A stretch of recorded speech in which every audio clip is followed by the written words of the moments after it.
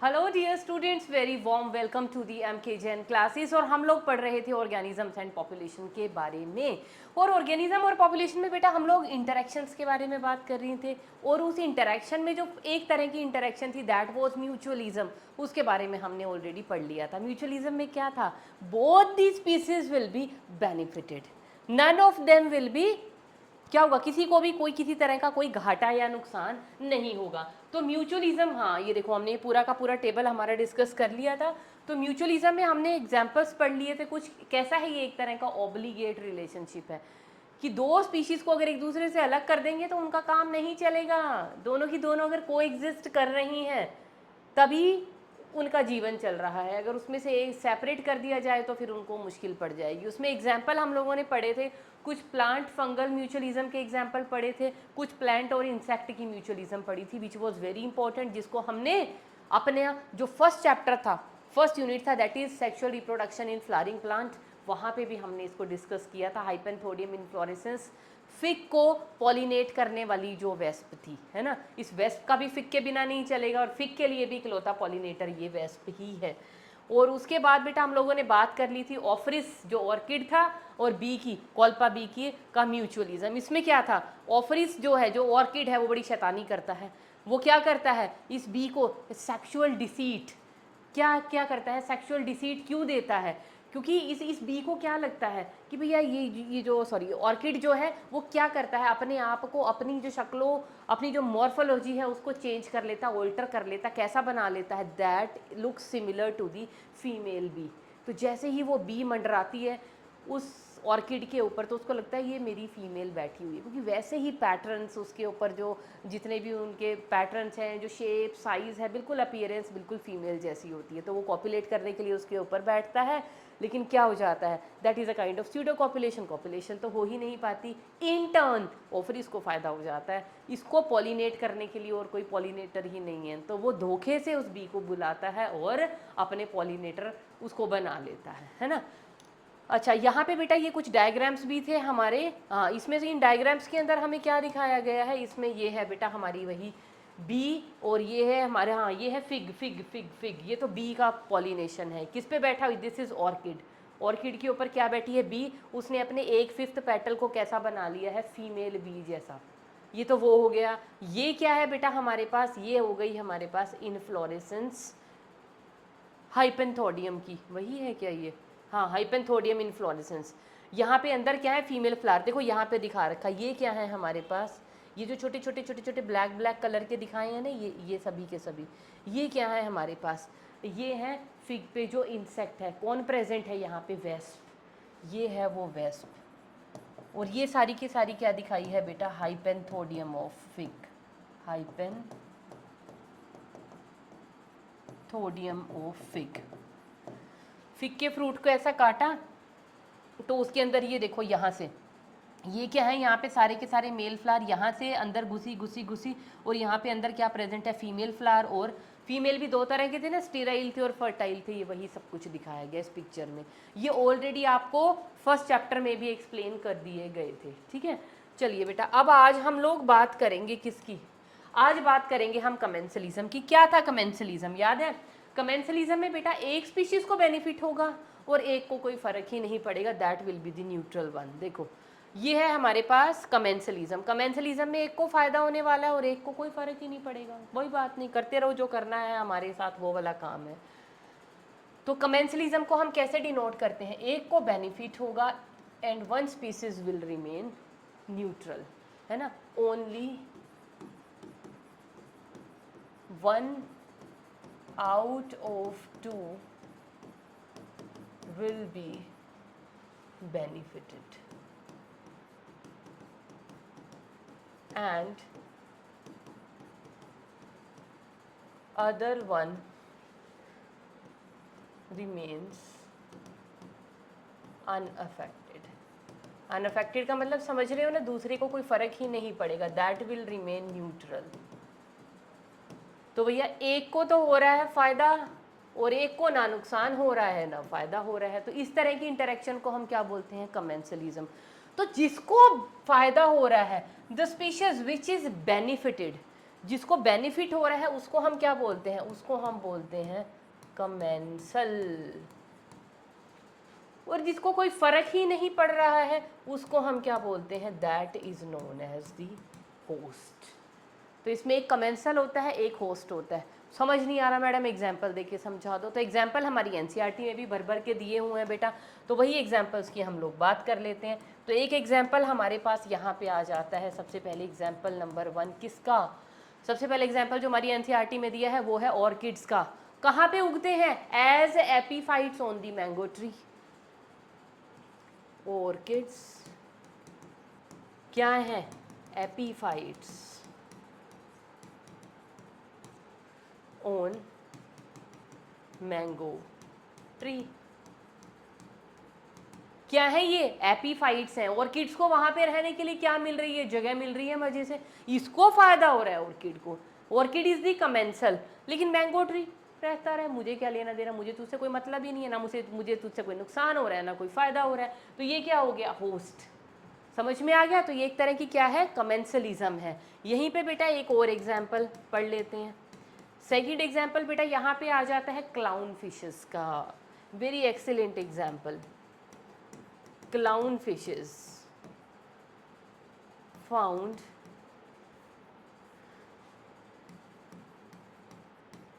usually found among sea anemones।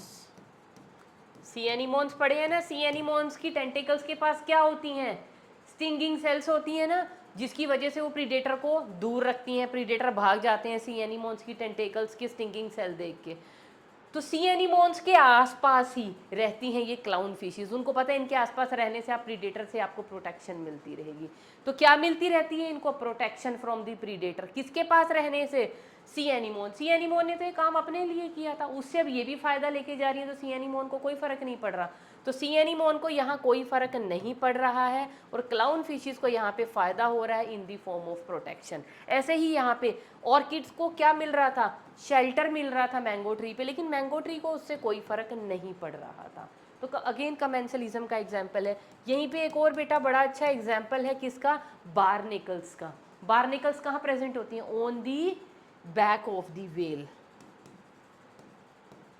barnacles present on the back of the whale। Whale की back पे present होती हैं बारनेकल्स। ये भी एक तरह का बेटा क्या है, बारनेकल्स को तो फायदा मिल रहा है और यहाँ से व्हेल को ना नुकसान हो रहा है ना फायदा हो रहा है। Again commensalism. उसके अलावा बेटा एक और एग्जाम्पल हमारी एनसीईआरटी के अंदर दिया हुआ है, वो है हमारे पास कैटल एग्रेट्स का। कैटल एग्रेट्स यूजुअली हैं क्या, ये cattle egrets, these are kind of birds usually found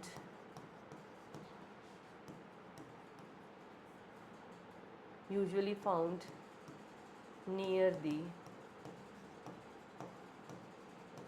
grazing cattles। है ना, जहाँ पे कैटल्स ग्रेजिंग कर रही है ना, उन लैंड्स पे हमें ये आसपास बैठी हुई दिख जाएंगी कैटल एग्रेट्स। क्यों, क्योंकि जब गाय वाय ये सब कुछ, जब जितने भी ग्रेजिंग कैटल्स है घास को खाएंगे, तो घास को खाते हुए क्या करते हो, कीड़े मकोड़े सब, घास पलटती रहेगी है ना, उसको खाते रहेंगे, तो उसमें से जो कीड़े मकोड़े हैं वो साइड में निकलते रहेंगे, बस उन्हीं के ताक में बैठी होती हैं कैटल एग्रेट्स। कि जैसे ही ये कैटल्स घास को खाएंगे, उस घास में से जो भी इंसेक्ट्स निकलेंगे, फ्लाइज निकलेंगे, उनको हम पिक कर लेंगे। तो इनको क्या फ़ायदा हो रहा है, फीडिंग में इनको फ़ायदा हो रहा है। किस चीज़ में फ़ायदा मिल रहा है इनको, फीडिंग में। इनको अपनी मेहनत नहीं करनी पड़ रही। जो कैटल्स ग्रास को उलट रहे हैं, पलट रहे हैं, खा रहे हैं, उनमें से इंसेक्ट्स को सेपरेट कर रहे हैं, तो वो सेपरेट ही डायरेक्टली ये इनगल्फ कर लेते हैं उनको। तो इनको फ़ायदा हो रहा है, लेकिन कैटल ने तो वो काम करना ही है अपना पेट भरने के लिए, वो स्पेशल इनके लिए थोड़ी कर रहे हैं, वो तो खा रहे हैं, घास खा रहे हैं, अपने लिए खा रहे हैं।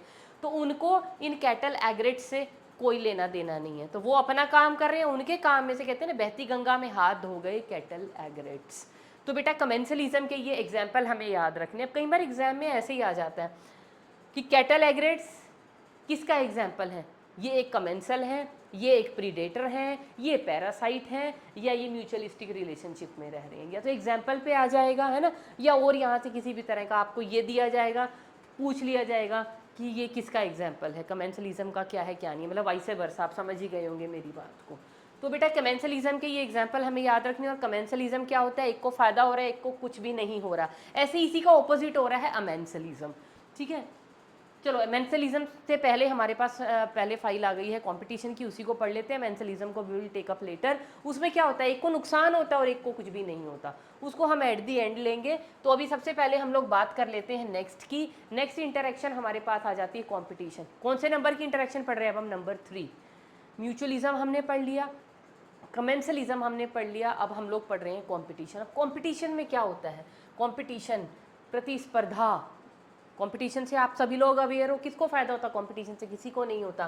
तो both the interacting species are not benefited, किसी का कोई फायदा नहीं होता, ये डेट्रीमेंटल ही होती है, दोनों के लिए अनावश्यक। आज की डेट में तो अब क्यों, किसने क्रिएट कर रखा है हमारी कंट्री में, आप इतने सारे बच्चे नीट में अपीयर हो रहे हो, सीट्स आर जस्ट फ्यू, क्या हो रहा है कंपटीशन, किसकी वजह से बढ़ रहा है, पॉपुलेशन। तो भैया कंट्रोल करो ना। आप इंडिया में कोई भी मुद्दा देख लो, आप रोज़गार का देख लो, एम्प्लॉयमेंट देख लो, वेदर कंडीशंस देख लो, कुछ भी देख लो, हर चीज़ को you can relate to the population. तो बेटा अपनी भी लाइफ का प्राइमरी गोल रखो, लोगों को अवेयर करो आसपास कि भैया पॉपुलेशन बढ़ाने से कोई फ़ायदा नहीं है, हम ही सब लोग नुकसान में आ रहे हैं। और कोई भी एस्पेक्ट देख लो आपकी लाइफ का, जहाँ पे भी आपको कोई परेशानी हो रही होगी ना, आप कहीं घूमने जा रहे हैं गर्मियों में, लो जी इतने सारे ट्रैफिक जैम्स को एनकाउंटर करना पड़ता है, किसी वेदर में निकल जाओ, दुनिया भर की भीड़ हर जगह है ना, घूमने जाओ घूमने नहीं जा सकते, खाने जाओ वहाँ पे वेटिंग मिलती है, कुछ भी कर लो, है ना, पढ़ने जाओ तो भैया हर जगह क्या मिल रहा है, इतना सारा कंपटीशन मिल रहा है। तो हर चीज़ का जो रूट कोज है दैट इज़ पॉपुलेशन, है ना। तो बार बार है ना, मैं इसीलिए आ रही हूँ, मुझे भी ये पॉपुलेशन ने इंडिया में अगर कंट्रोल हो जाए ना, तो बहुत सारी चीज़ें हमारी मुट्ठी में आ जाएंगी। चलिए आ जाते हैं हम लोग। तो अब कंपटीशन में क्या हो जाता है, none of the species is benefited. देखो यही है ना कंपटीशन, माइनस माइनस वाली इंटरेक्शन, किसी को भी फायदा नहीं होता कंपटीशन में, सिर्फ नुकसान ही नुकसान होता है। तो कंपटीशन को अब सबसे पहले हम समझेंगे क्या होता है। कंपटीशन होता है बेटा दो तरीके का, एक होता है हमारे पास इंटर स्पेसिफिक, एक होता है इंट्रा स्पेसिफिक। हमारी बुक में स्टार्टिंग में 2 लाइन के अंदर लिखा हुआ है। एक होता है competition between two related species, जिसको हम बोलते हैं बेटा इंट्रा स्पेसिफिक। मतलब कि आप कह सकते हो, ऐसा लिखने की बजाय और सिंप्लीफाई कर देते हैं, competition within a species, this will be more appropriate। अगर कंपटीशन हो रहा है एक ही स्पीसीज के इंडिविजुअल के बीच में, जैसे हम लोग ह्यूमन है, आप अपना एग्जाम्पल ले लो, आप नीट एस्पायरेंट हो, तो आप लोग सभी एक दूसरे से, जितने भी नीट एस्पायरेंट हो, आप किससे बिलोंग करते हो, इस वाले कंपटीशन से। एक ही स्पीशीज़ है, क्या स्पीशीज़ है, नीट एस्पायरेंट। किस चीज़ के लिए आप लोग compete कर रहे हो, सीट इन दी मेडिकल कॉलेज, है ना। तो इस कंपटीशन को हम क्या बोलते हैं, such competition is known as intraspecific competition. क्या है ये, इंट्रा स्पेसिफिक, मतलब एक स्पीशीज के अंदर ही कंपटीशन हो रहा है। लेकिन अगर कंपटीशन हो बिटवीन टू स्पीशीज, तो when competition is occurring between two species, तो उसको, तो यहाँ पे क्या आ जाएगा, विद इन एक वर्ड, और यहाँ पे याद रखना है बिटवीन। विद इन होता है अपने ही अंदर कंपटीशन, इंट्रा, वैसे भी मैंने एग्जांपल देखे इंट्रा और इंटर को समझा रखा है ना ऑलरेडी, कि अगर एक कंपटीशन आप ही के स्कूल में हो रहा है, आप एक XYZ स्कूल में पढ़ रहे हैं, तो स्कूल के अंदर ही जो कंपटीशन हो रहा है दैट इज़ इंट्रा। लेकिन आपका स्कूल और बहुत सारे आपके एरिया के स्कूल्स को इनवाइट कर रहा है फॉर अ पर्टिकुलर कंपटीशन, कि भैया एक पोस्टर मेकिंग कंपटीशन आ जाओ, हम और स्कूल्स को भी इनवाइट कर रहे हैं। तो अब ये कंपटीशन किसके बीच में हो रहा है, among the students of different schools, तो वो क्या हो जाएगा, इंटर स्कूल कंपटीशन। तो इंट्रा क्या होता है, बस आप ही के स्कूल के बच्चों में कंपटीशन है इंट्रा, बाहर के स्कूल के बच्चे भी आ जाएंगे, that will be inter school. तो वही यहाँ पे है, एक ही स्पीशीज में कंपटीशन हो रहा है इंट्रा स्पेसिफिक। अगर दो स्पीशीज के बीच में कंपटीशन हो रहा है तो उसको हम क्या बोलते हैं, that is known as inter specific competition. और ये जो इंटर स्पेसिफिक कंपटीशन है ना बेटा, it is the only potent force behind the organic evolution. Potent force responsible for organic evolution.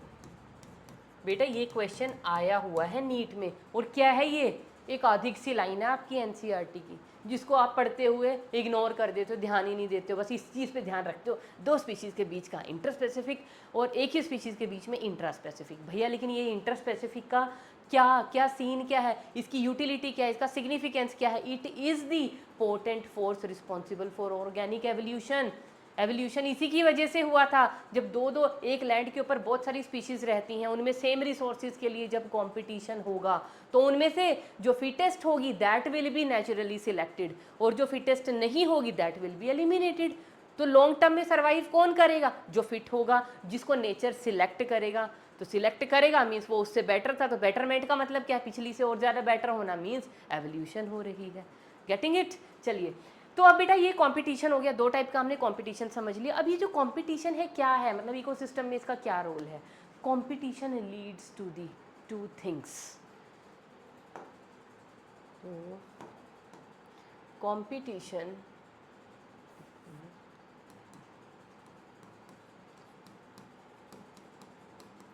Competition leads to, दो चीज़ें करता है कंपटीशन। सबसे पहले क्या करता है, या तो ये करेगा कॉम्पिटिटिव एक्सक्लूजन, कॉम्पिटिटिव एक्सक्लूजन, या ये क्या करेगा, या ये करेगा कॉम्पिटिटिव को एग्जिस्टेंस।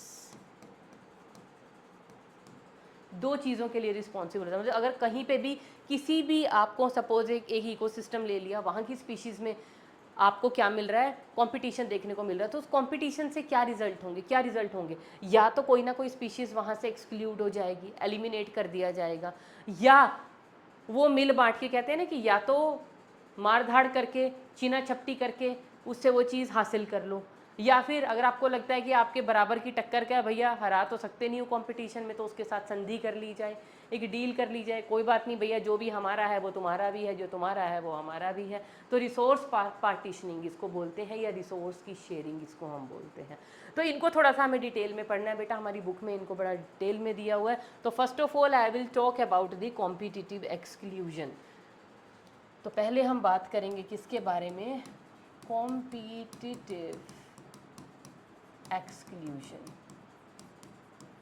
अब कॉम्पिटिटिव एक्सक्लूजन को समझने के लिए, वैसे ये जो कॉम्पिटिटिव एक्सक्लूजन है, this was introduced by Gauss, और हम क्योंकि गॉस ने प्रपोज किया था, बाय गॉस, तो उसने एक प्रिंसिपल दिया था रिलेटेड टू दिस, जिसको हम बोलते हैं गॉस एक्सक्लूजन प्रिंसिपल।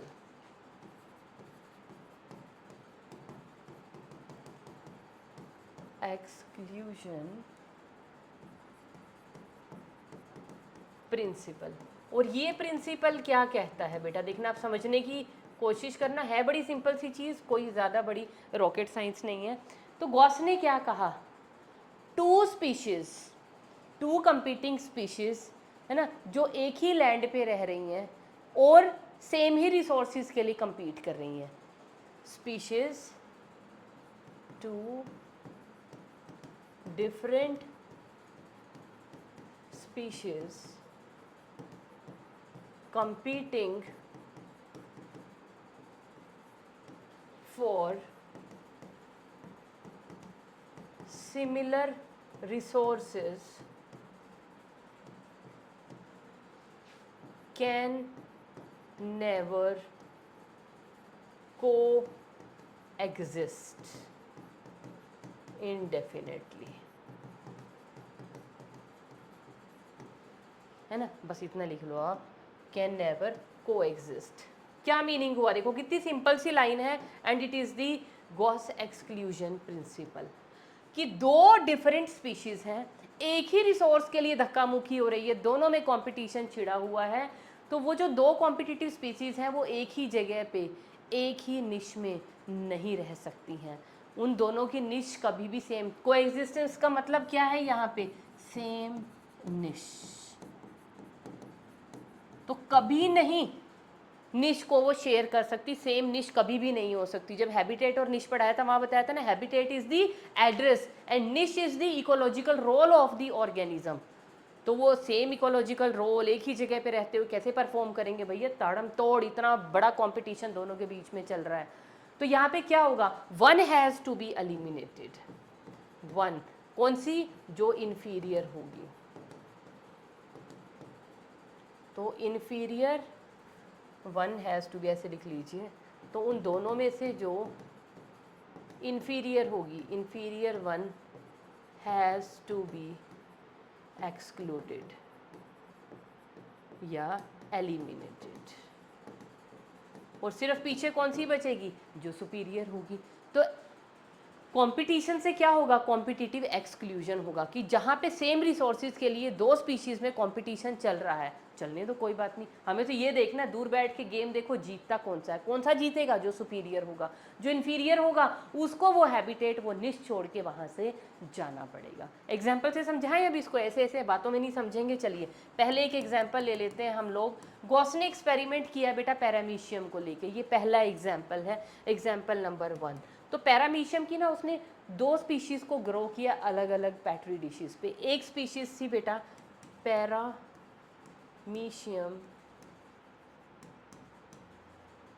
ऑरेलिया, और दूसरी स्पीशीज़ थी बेटा पैरामीशियम कोडेटम। ठीक है, यहाँ पे मैंने पैरामीशियम पूरा नहीं लिखा है, सिर्फ जीनस लिख दिया है। तो पैरामीशियम ऑरेलिया एंड पैरामीशियम कोडेटम, दोनों को अलग अलग पैट्री डिश पे ग्रो कर रहा था, कोई बात नहीं, पूरा उनको फुल फूड दिया, फुल स्पेस दिया, मतलब अनलिमिटेड रिसोर्सेज दिए, और वो भर भर के खाया उन्होंने, भर भर के रिप्रोड्यूस किए, और अपनी पूरी की पूरी पॉपुलेशन को मतलब पूरा बायोटिक पोटेंशियल तक पहुँचा दिया, खूब किया। तो गॉस कह रहा है यार ये क्या हो रहा है, ये तो पता ही है हमें ऑलरेडी, अगर अनलिमिटेड रिसोर्स देंगे तो वो बायोटिक पोटेंशियल तक पहुँच जाएंगे, अपने बायोटिक पोटेंशियल अचीव कर लेगा ऑर्गेनिज्म। उसने फिर क्या ट्विस्ट किया, उसने क्या किया, दोनों के ऑर्गेनिज्म को, इनमें से कुछ ऑर्गेनिज्म उठाए, इनको उठाए, एक पैट्री डिश में डाल दिया। एक पैट्री डिश में डालने का मतलब क्या है, वो क्या है, पैट्री डिश में क्या है, न्यूट्रिएंट मीडिया है, और पैट्री डिश क्या रिप्रेजेंट कर रही है, स्पेस। तो अब रिसोर्सेज उसने कर दिए लिमिटेड, ठीक है, क्योंकि एक एक कंडीशन यहाँ पे अब लिख लो जो मुझे बतानी चाहिए आपको, कि बेटा जो गॉस एक्सक्लूजन प्रिंसिपल है वो सिर्फ कब एप्लीकेबल होता है, applicable only if resources are limited. ये भी क्वेश्चन आया हुआ है, इसलिए मैंने ये स्पेशल नोट डाल के आपको लिखवा दिया। गॉस एक्सक्लूजन प्रिंसिपल के लिए सबसे बड़ी कंडीशन क्या है, resources has to be limited. Unlimited होंगे क्यों लड़ेंगे, उन्हें पता है अरे दुनिया भर का पड़ा है, तू भी खा मैं भी खाऊंगा, क्या दिक्कत है। लेकिन अगर लिमिटेड रिसोर्सेज हैं उन्हीं के लिए तो फाइट होती है कि भैया इतना ही है, इसने खा लिया तो मैं रह जाऊंगा, और उसने खा लिया तो तू रह जाएगा, समझ रहे हो, तो उसके लिए ही तो फाइट होती है। तो रिसोर्सेज कैसे होने चाहिए, लिमिटेड होने चाहिए। तो ऐसे ही पैरामीशियम ऑरेलिया और कोडेटम को जब इकट्ठा रखा एक ही न्यूट्रिएंट मीडिया में, एक ही कल्चर मीडिया में, तो भैया दोनों के बीच में छिड़ गई जंग रिसोर्सेज के लिए। लेकिन क्योंकि जो पैरामीशियम ऑरेलिया है it is a superior variety of paramecium as compared to the paramecium cordatum, जो एक inferior variety है, inferior variety of paramecium।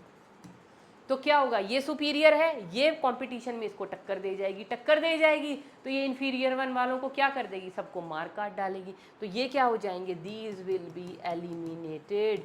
तो आपको कुछ आवर्स के बाद आपको देखने को मिलेगा कि अकेला पैरामीशियम ऑरेलिया ही दिख रहा है, डाले तो दोनों थे पैट्री डिश में, कल्चर मीडिया में दोनों को रखा था, लेकिन हमें दिख क्या रहा है, सिर्फ ऑरेलिया। कोडेटम कहाँ गया, क्योंकि वो इन्फीरियर था, कंपटीशन में जीत ही नहीं पाया, तो क्या हो गया, एलिमिनेट कर दिया गया।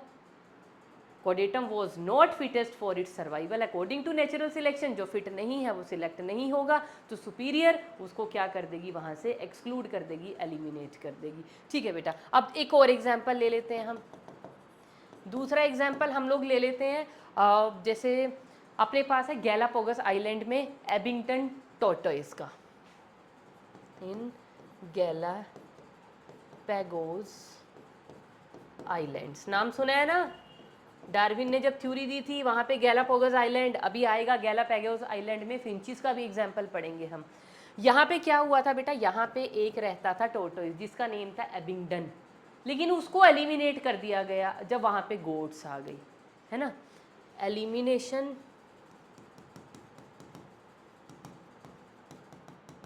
Of Abingdon tortoise by the introduction of goats।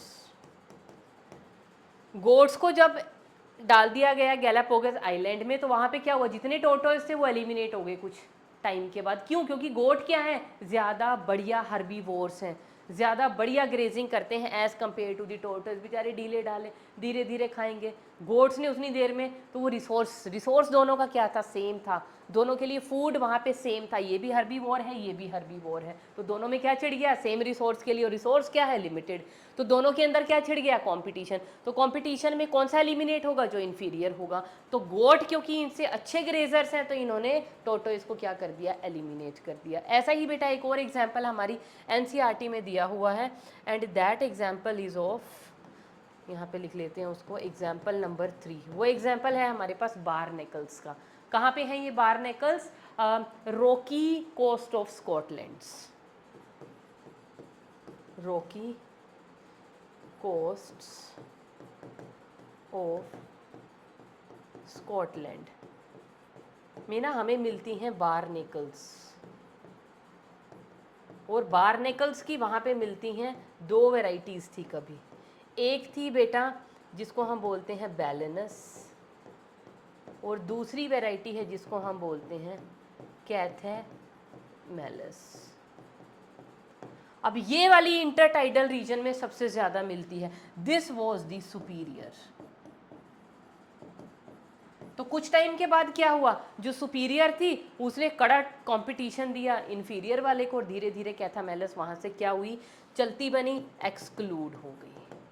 तो ये क्या थे, ये कॉम्पिटिटिव एक्सक्लूजन को समझने के लिए कुछ एग्जाम्पल थे। तो गॉस ने क्या कहा, सेम रिसोर्स के लिए जब दो स्पीसीज compete करेंगी तो one has to be eliminated, वो दोनों कोएग्जिस्ट नहीं कर सकती।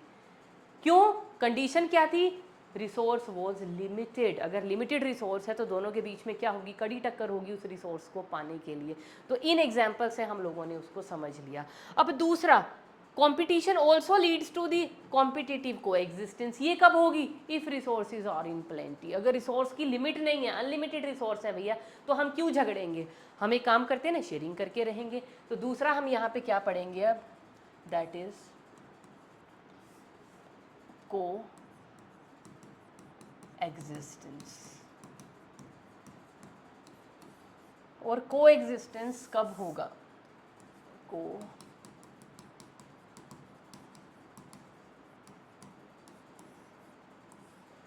कोएग्जिस्टेंस का मतलब क्या है, अब क्या होगा, रिसोर्स तो सेम ही है लेकिन रिसोर्स कैसे प्रेजेंट है, अनलिमिटेड रिसोर्सेज प्रेजेंट है। यहाँ पे रिसोर्सेज कैसे होंगे,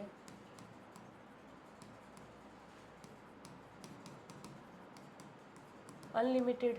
तो क्या करेंगे वो लोग, रिसोर्स पार्टीशनिंग कर लेंगे। तो कोएग्जिस्टेंस कैसे हो सकती है, कोएग्जिस्टेंस के लिए सबसे अच्छा तरीका है रिसोर्स की पार्टीशनिंग कर लो, कि लो भैया ये हिस्सा तेरा ये हिस्सा मेरा, है ना। या फिर क्या कर लेंगे, हिस्से मत करो, रिसोर्स को शेयर करके खा लो। या फिर क्या करो, अपने डिफरेंट फीडिंग टाइमिंग रख लो, कि हमें कंपटीशन होगा ही नहीं, तू मुझे खाता नहीं दिखेगा मेरी चीज़, मुझे तू खाता नहीं दिखेगा मेरी वाली चीज़। तो हम क्या करेंगे, डिफरेंट फीडिंग टाइम्स रख लेते हैं जिससे हमारे बीच में कोई कंपटीशन ना हो और हम को एग्जिस्ट कर पाएँ, या different foraging patterns, different foraging patterns. इन सब चीज़ों की वजह से कोई भी दो स्पीशीज़ में कंपटीशन को प्रिवेंट किया जा सकता है, अवॉइड किया जा सकता है और दो स्पीशीज़ को एग्जिस्ट कर सकती है ना। तो इन सब चीज़ों से क्या किया जाता है, competition can be avoided among two species which leads to the coexistence। Okay madam, बात तो समझ आ गई, एग्जाम्पल देखिए समझा दो, ज़्यादा मज़ा आ जाएगा। चलो इसका भी क्या पढ़ लेते हैं, अब हम लोग बात कर लेते हैं कुछ एग्जाम्पल्स की। यहाँ पे बेटा सबसे पहला एग्जाम्पल जो हमारी एनसीईआरटी के अंदर दिया हुआ, that is the 5 species of warblers. 5 species of warblers are coexisting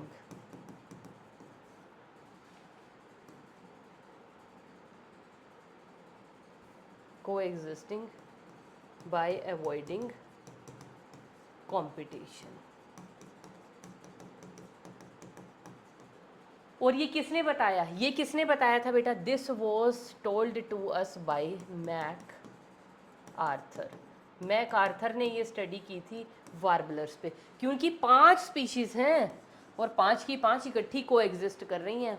कैसे, उन्होंने कंपटीशन को अवॉइड कर रखा है। कैसे कर रखा है, डिफरेंट फॉरेजिंग पैटर्न्स को अडॉप्ट करके। डिफरेंट क्या रखे हैं उन्होंने, bye adopting different foraging patterns. अपने खाने का जो तरीका है उनमें बदलाव करके, कि सबको, पांचों स्पीशीज़ ने अपने अलग अलग फॉरेजिंग पैटर्न रखे हैं, तो पांचों एक ही रिसोर्स को एक्सप्लॉइट कर रही हैं। कोई बात नहीं, रिसोर्स तो अनलिमिटेड है। दूसरा एग्जाम्पल बेटा बड़ा क्लासिकल, जो हम ऑलरेडी एवोल्यूशन के अंदर पढ़ चुके हैं, वो है 14 varieties of Darwin finches found on the single Galapagos island. तो 14 varieties of finches coexisting on common Galapagos Island by avoiding competition।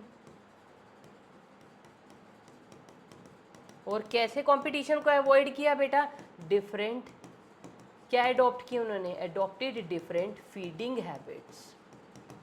पढ़ा था ना हमने एवोल्यूशन में, 14 की 14 जो बर्ड थी, उन्होंने अपने आप को क्या किया, अलग अलग से अडॉप्ट कर लिया। किसी ने कोई कीड़े खाने लग गई, कोई फ्रूट खाने लग गई, कोई सीड्स खाने लग गई, है ना। हर एक का जो है फीडिंग हैबिट अलग अलग थी, उसके हिसाब से उसकी जो बीक थी वो अडेप्ट हो गई। किसी की बीक जो सिर्फ कीड़े खाती थी, वो कीड़े ही खाएगी, तो वो दूसरे के रिसोर्स में तो मुंह मार ही नहीं रही। जो सीड खा रहा है वो सीड ही खा रहा है, जो फ्रूगीवोरस है फ्रूट खा रहे हैं फ्रूट को ही खा रहे हैं, जो इंसेक्ट को खा रहे हैं वो इंसेक्ट। तो सबकी अपनी अलग अलग एक कैरेक्टरिस्टिक बीक का टाइप था, और उस बीक से वो अपना कैरेक्टरिस्टिक फूड ही खा सकते थे। तो इनको क्या प्रॉब्लम है, 14 की 14 वैरायटी, क्योंकि अलग अलग तरह की इनकी बीक थी, अलग अलग तरह की फीडिंग हैबिट थी, तो वो एक ही आइलैंड पे इकट्ठा कोएग्जिस्ट कर सकती हैं बाय अवॉइडिंग द कॉम्पिटिशन।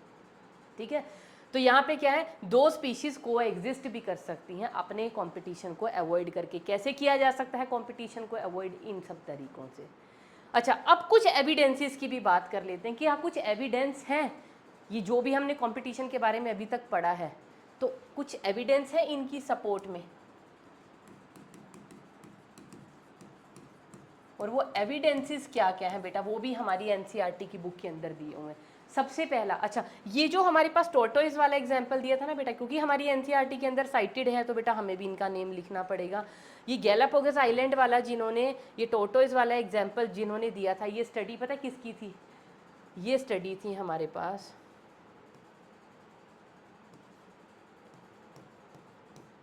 कॉलोनल की। तो इनका नेम आगे भी दिया हुआ है एनसीईआरटी के अंदर, तो इसको नेम को हमें यहाँ पे याद रखना है। अरे कॉलोनल नहीं, कोरोनल, कोरोनल की स्टडी थी, फील्ड स्टडी उन्होंने की थी, तो उससे ये एग्जाम्पल उन्होंने हमें यहाँ पे, मतलब उनकी स्टडी से एग्जाम्पल हमने निकाला है और यहाँ पे साइट किया है। अब बेटा evidences of competition, evidences of competition में हमारे पास दो एविडेंस है। सबसे पहले है हमारे पास कंपटीशन रिलीज। देखो पहले लेक्चर को सुन लेना, उसके बाद एनसीईआरटी पढ़ना, each and every word and each and every sentence you will be able to understand. पहले पढ़ोगे तो खिचड़ी पक जाएगी, कुछ नहीं समझ में आने वाला। आप डायरेक्टली एनसीईआरटी पढ़ोगे ना, आप इस चैप्टर को कभी याद नहीं कर सकते, कभी पकड़ नहीं सकते, कभी अंडरस्टैंड नहीं कर सकते, ये वाला पोर्शन। तो पहले लेक्चर सुनो, समझो, उसके बाद अपनी एनसीईआरटी का रुख करो, आपको मज़ा आ जाएगा पढ़ने में, ठीक है।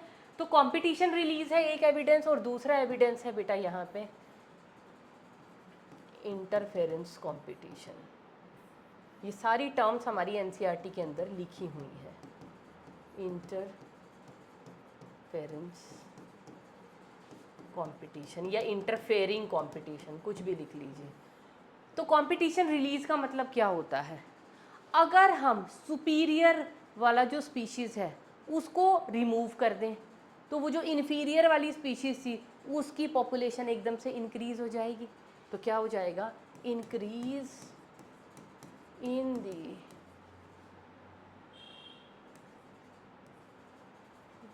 The size of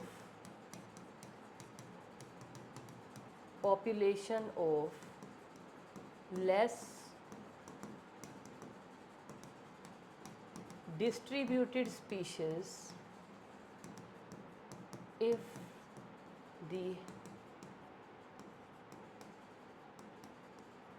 dominant one is removed।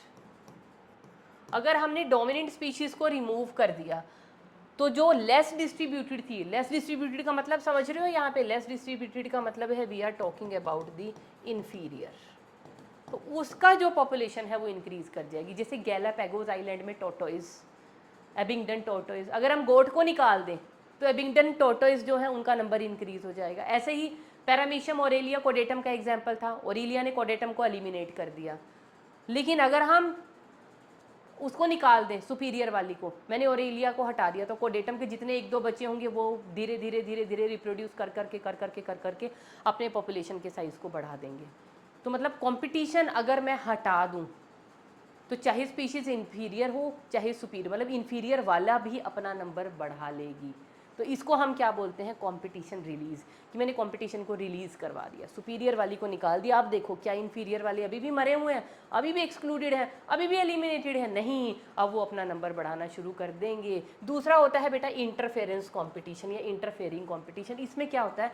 दो स्पीशीज़ एक ही जगह पर रह रही हैं, दो अलग अलग स्पीशीज़ हैं, और जो इन्फीरियर वाली है ना उसके पास अनलिमिटेड फूड है, मज़े से फूड है, लेकिन फिर भी वो उसको टोटली एक्सप्लॉइट नहीं कर पा रही, टोटली उसको फीड नहीं कर पा रही। क्यों? उसको डर है अपने कॉम्पिटिटर का, सुपीरियर वाले का। अरे कहीं मैं चारा चरने जाऊं और मेरे ऊपर अटैक हो जाए, मुझे मेरी डोमिनेंट स्पीशीज़ ने खा लिया तो, मुझे टक्कर दे दी तो, मुझसे लड़ाई करने आ गई तो उस डर में वो क्या रहता है? जैसे वो एग्जाम्पल दिया जाता है ना टाइगर का और डियर का इन दी फॉरेस्ट।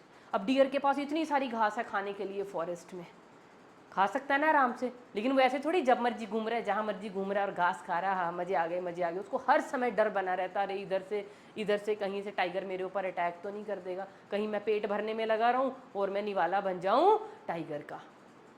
समझ रहे हो? तो जो टाइगर है that is the superior species, और जो डियर है that is the inferior species. तो इन्फीरियर स्पीशीज़ के पास अनलिमिटेड रिसोर्सेज है लेकिन उनको फुली एक्सप्लॉइट नहीं कर पा रहा है, तो उसको हम क्या बोलते हैं? That is known as interference competition, है ना। तो presence of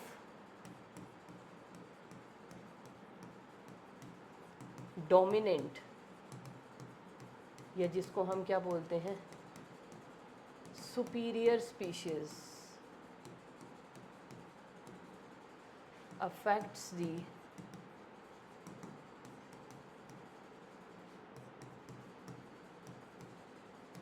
presence of inferior one. इसको हम बोलते हैं इंटरफेरेंस कंपटीशन, कि वो आसपास नहीं भी है तब भी वो हिरन अपनी मर्जी से, डियर जो है खुश होकर खाना नहीं खा सकता कि हाय दिख तो नहीं रहा है लेकिन मुझे पता है कभी भी कहीं से आ सकता है, चाहे वो नहीं है टाइगर वहाँ पे, तब भी उसको एक डर बना रहता है। उस डर में क्या रहेगी, क्या रहेगा, उस डर को हम क्या बोलते हैं, दैट इज़ इंटरफेरेंस कॉम्पिटिशन। तो वो अपने रिसोर्स को फुली एक्सप्लॉइट कर ही नहीं पा रहा, उसको इंटरफेरेंस फील होती है हमेशा से, अरे आ गया तो, अरे आ गया तो वो भागने की करता है, जरा सी आहट पे वो भागने की करता है। तो बेटा इन सभी चीज़ों से हमें कंपटीशन के बारे में क्या पता चला कि कंपटीशन हमेशा दो अनरिलेटेड स्पीशीज़ के बीच में होता। हाँ एक चीज़ और यहाँ पे बतानी थी, जितने भी हम लोगों ने एग्जाम्पल दिए थे ना बेटा, वो एग्जाम्पल किस चीज़ के हैं, वो एग्जाम्पल हमें कहाँ पे लेके जा रहे हैं कि जो भी कंपटीशन होगा वो हमेशा कहाँ पे होगा, दो अनरिलेटेड स्पीशीज़ के बीच में। हम अभी तक यही बात कर रहे हैं। तो क्या दो रिलेटेड मतलब दो रिलेटेड स्पीशीज़ में यूजुअली जो क्लोजली रिलेटेड स्पीशीज़ हैं उन्हीं में कंपटीशन होगा। तो जो अनरिलेटेड स्पीशीज़ हैं क्या उनमें कंपटीशन नहीं हो सकता, बेटा उनमें भी कंपटीशन होता है। ये चीज़ भी हम ऐड कर लेते हैं, कंपटीशन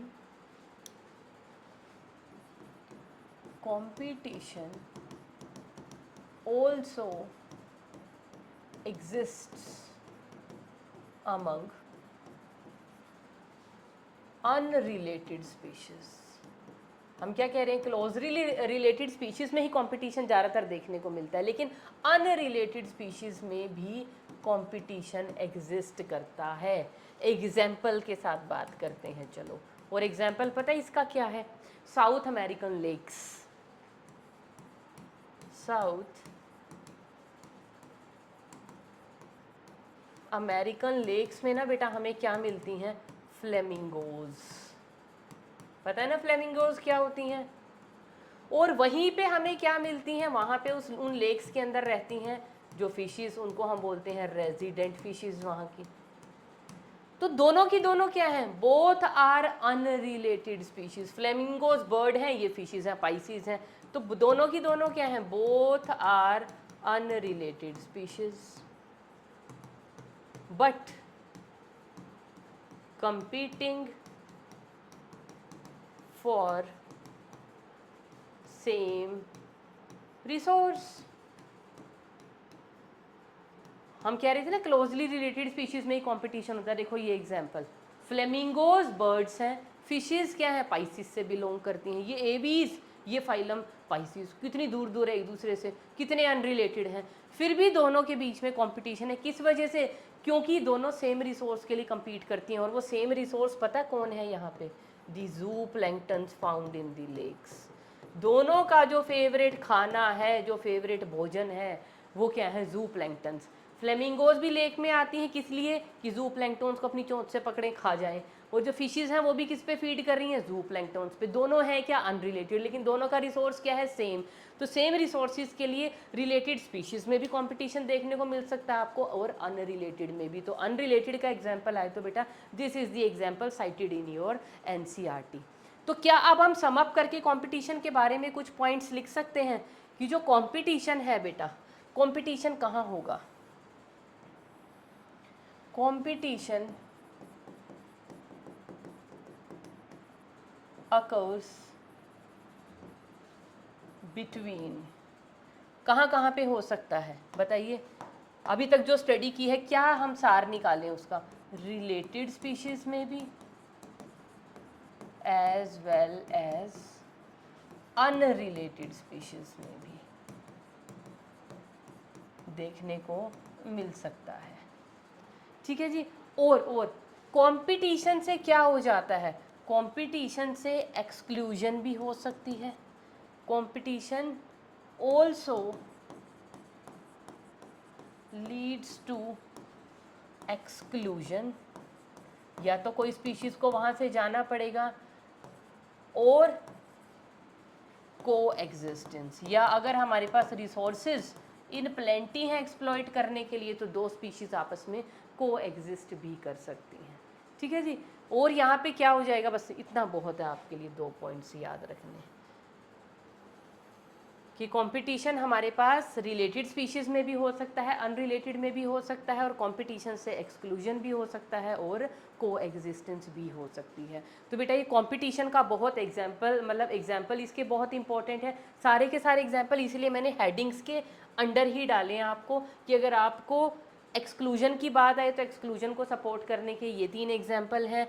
को एग्जिस्टेंस आए, कब होगी को एग्जिस्टेंस, किस तरह से कर सकते हैं, उनके एग्जाम्पल मैंने आपको दे दिए, है ना। फिर एविडेंसेस भी हैं हमारी बुक में, वो मैंने आपको लिख दिए। और क्या अनरिलेटेड स्पीशीज़ में भी कंपटीशन का कोई एग्जाम्पल है बेटा, वो भी मैंने आपको बता दिया। तो कंपटीशन को अब इस लेक्चर के बाद इस पूरे के पूरे कंपटीशन के पैराग्राफ को अपनी एनसीईआरटी से जब आप रीड करेंगे तो you will be very happy at the end. तो बेटा आगे की जो इंटरेक्शंस है that we will take up in the next lecture. That's all for today.